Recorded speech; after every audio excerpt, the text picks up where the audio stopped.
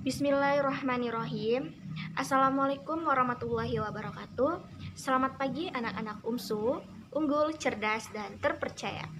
Senang sekali kita masih bisa bertemu di mata pelajaran strategi dan metode pembelajaran pada pagi yang cerah ini. Dan tak lupa pula kita ucapkan syukur kepada Allah Subhanahu wa taala yang mana kita masih diberi rahmat serta kesehatan sehingga kita masih bisa melaksanakan pembelajaran walaupun secara daring. Dan harapan saya semoga Allah senantiasa segera mengangkat atau menghilangkan wabah yang sedang melanda Indonesia sekarang ini. Dan harapan saya juga semoga adik-adik sekalian terus tetap semangat dalam belajar dan menuntut ilmu dengan sabar dan harus tetap bisa menciptakan ide atau kreativitasnya walaupun belajar di rumah aja. Langsung saja kita masuk ke materi pembahasan yang akan Ibu bawakan di mata pelajaran strategi, metode, dan pembelajaran. Yang pertama akan kita bahas ialah prinsip-prinsip pembelajaran dan belajar.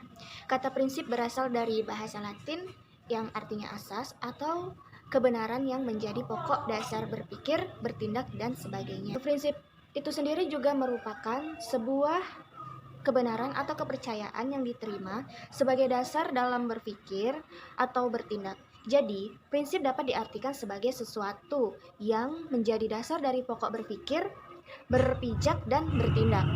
Dan pembelajaran adalah suatu aktivitas atau proses mengajar dan belajar. Aktivitas ini merupakan proses dua arah antara pihak guru dan peserta didik. Jadi, prinsip pembelajaran adalah landasan dalam berpikir, landasan berpijak dengan harapan tujuan pembelajaran. Prinsip-prinsip pembelajaran antara lain ada individualitas. Individualitas ini merupakan kesanggupan pada setiap individu, tidak akan pernah sama bagi setiap anak. Hal tersebut dikarenakan adanya pengaruh luar dari keluarga, kesempatan belajar, metode mengajar, dan lingkungan alam sekitar. Semakin menambah perbedaan kesanggupan anak tersebut. Yang kedua ada lingkungan atau kemasyarakatan. Prinsip lingkungan dalam mengajar sangat menentukan integrasi anak dengan lingkungannya.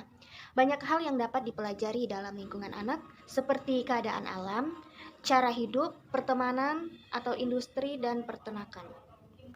Usaha-usaha yang dapat dilakukan untuk melaksanakan prinsip lingkungan dalam pembelajaran adalah sebagai contoh ada memberikan pengetahuan tentang lingkungan sekitar anak.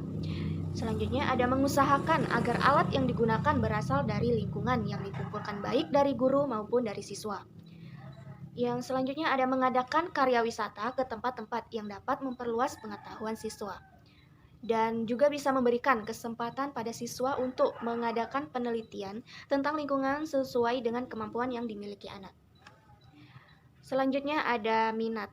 Minat pada dasarnya adalah penerimaan akan suatu hubungan antara diri sendiri dengan sesuai di luar diri. Semakin kuat atau dekat dengan hubungan tersebut, semakin besar pula minat. Suatu minat dapat diekspresikan siswa melalui partisipasi dalam suatu aktivitas dan ada juga perkembangan insting dan hasrat.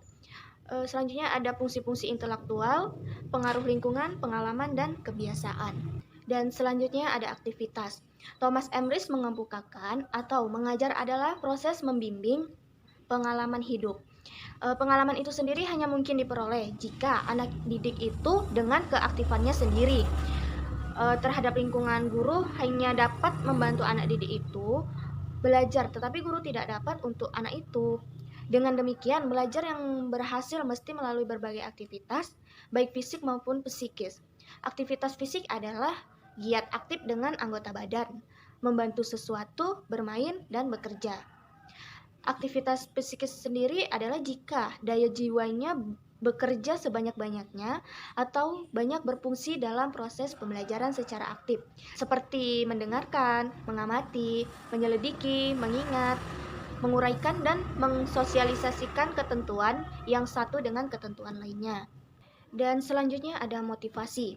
Motivasi berasal dari kata motif yang artinya kecenderungan hati yang mendorong seseorang untuk melakukan suatu tindakan. Motif pada dasarnya berkaitan dengan kebutuhan hidup seseorang berupa biologis, dan psikologis.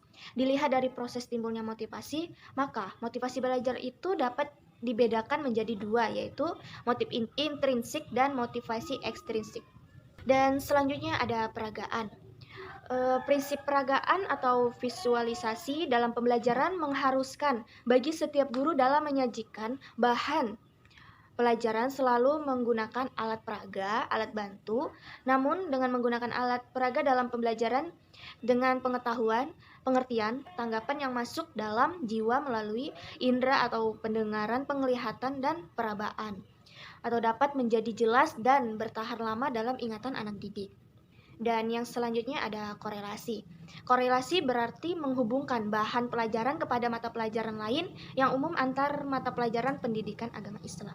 Dan implikasi prinsip-prinsip belajar dalam pembelajaran.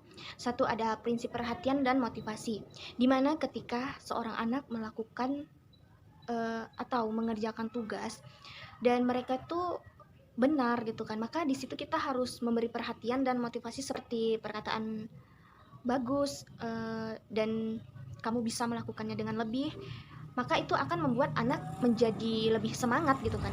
Jadi kita juga harus, sebagai guru juga harus bisa memberikan motivasi terhadap anak dan perhatian seperti yang membangun semangat dia kembali gitu kan. Dan selanjutnya ada prinsip-prinsip belajar.